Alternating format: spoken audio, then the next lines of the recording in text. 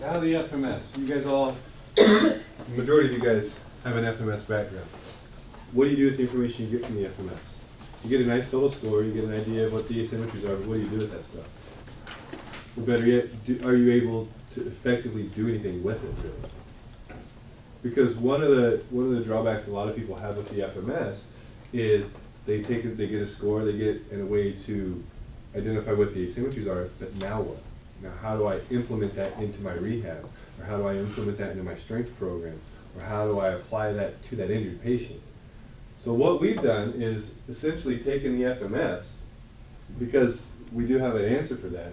What we've done is we've taken the 7 tests of the FMS and applied it to our developmental sequence and came up with our three levels.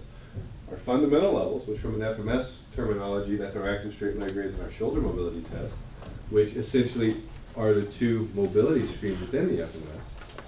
You have your transitional level, where we have our trunk stability push-up and the rotary stability. Now we're having to stay stable here in the presence of movement. And then you have your top level, your fundamental level, our 3 stances. Symmetrical for the overhead squat, asymmetrical for inline lunge, single leg for a hurdle step. So the FMS, way back when they engineered this, have all of the steps of our developmental sequence. And I can kind of give you an idea, and why that's important is because it has those same levels, it allows you to take that information and plug it into the developmental sequence. Surprisingly, the SFMA is exactly the same. The students in our class wanted us to come up with a way to assess the fascial lines that we taught them in anatomy training.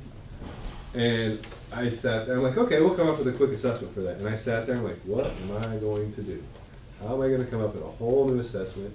And then I got to looking, and I'm like, well, you know what? The SFMA is all of that. The SFMA tests all of the fascial lines.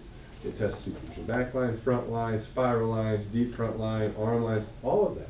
So we're looking at the entire developmental sequence again with the SFMA.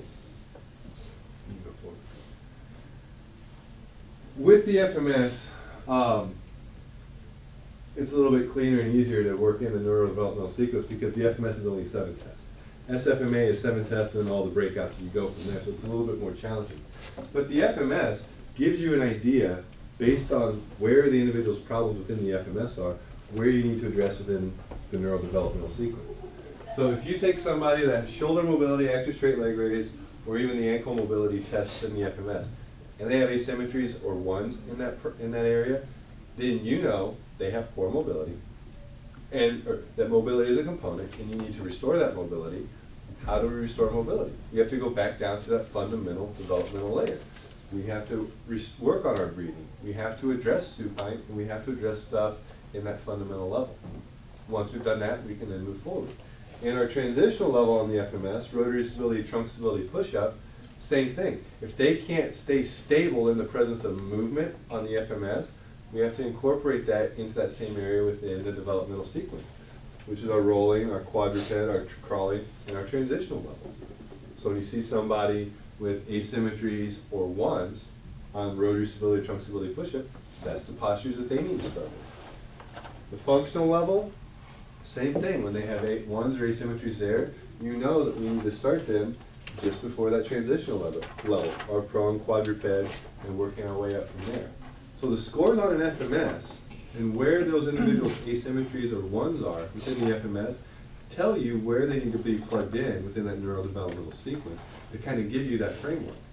Because everybody needs to be able to go, regardless of where they start in the sequence, you have to deliver them all the way to vertical stance, regardless of what the situation is, what the injury is, and what their FMS score is. You have to complete that progression in order for it to carry on from there.